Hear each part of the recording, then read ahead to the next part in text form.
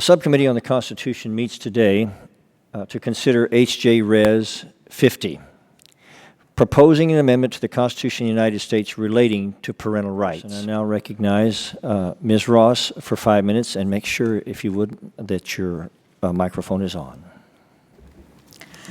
Mr. Chairman and members of the subcommittee, thank you for inviting me to appear before you today.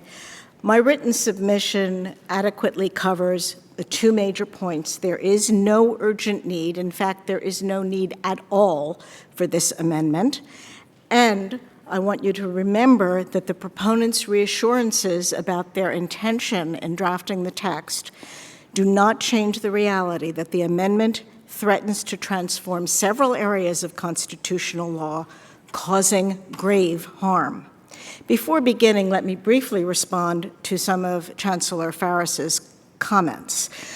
His written submission mischaracterizes my position on parental rights, homeschooling, and tolerance, and I'll be happy to take questions. I don't want to take a detour through that now, but he also just gravely mischaracterized my position in saying that I don't believe parental rights should be protected. I have never said that, and I have an extensive body of published work in this area. The Supreme Court has always given parental rights the highest deference, as the many cases that I discussed and that some of the speakers earlier have talked about. I fully support parental rights, and I agree and have argued that they have a constitutional dimension. And so the amendment isn't needed. But like all fundamental rights, parental rights are not absolute. Courts must also consider the state's substantial and, I would argue, usually compelling interests in the safety, health, and education of children, and the sometimes countervailing constitutional rights that children possess on their own, as the Supreme Court has held in the areas of contraception, abortion, and speech. Parental rights are not under attack. They're not in jeopardy. And no matter how often Mr. Farris says he is providing evidence, he has not provided any evidence. My statement thoroughly rebuts the 24 cases on which he relied in 2012, and his stories today are nothing more than hearsay attributable to unnamed people and often double hearsay. Stories he has heard from someone about someone else. And I must say, if doctors don't understand the law, someone should tell them what it is, because there is no federal rule or statute that says that children must be seen apart from their parents, though it is the best pediatric practice, as the professional literature reveals. To the extent these are state laws or even congressional laws, use the legislative process. Have the statutes and regs changed. Don't amend the Constitution when it's not necessary. Parents do have rights that are first in time, but not always first in authority. When parents use the public schools, they have to follow the school's rules. Their choice under Pierce is to satisfy compulsory education elsewhere in schools that, as Meyer and Pierce both stated very expressly, are regulated by the state and are subject to that regulation. I agree there's a problem about who this amendment would protect. There are a lot of different kinds of parents.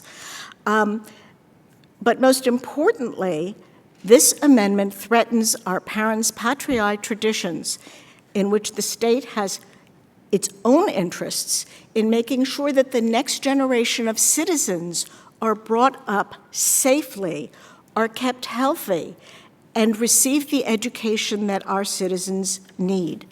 I don't think that those kinds of statutes, regulations, and practices would succumb if this amendment were passed, but I would bet my house, well, you haven't seen it, but I would bet my house that the proponents and many others inspired by this amendment would challenge our entire child welfare system, just as the homeschoolers maintain repeatedly and go to court on the question of whether they should be subjected to any form of state supervision or regulation, including even having to say they have children at home and are teaching them.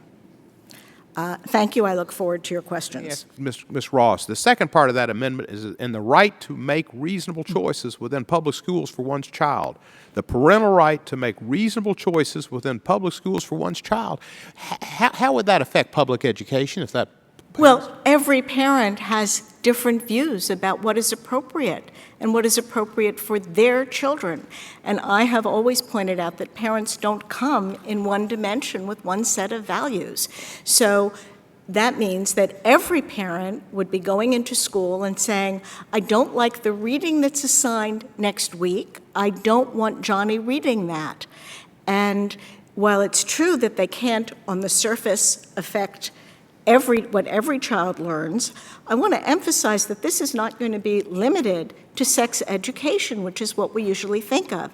It is already a prevalent problem with respect to the teaching of basic scientific theory and biology, but it also comes into play with art history. There may be naked bodies that some parents object to. In Tennessee, there may be parents on the other side of the spectrum who say, I don't want my kids hearing a conservative interpretation of American history. Right. How is a school supposed to operate? We're having that now in Tennessee. They just want to have happy history and not real history. And they don't want to talk about slavery because that's not happy history. Correct. They just want to talk about happy history.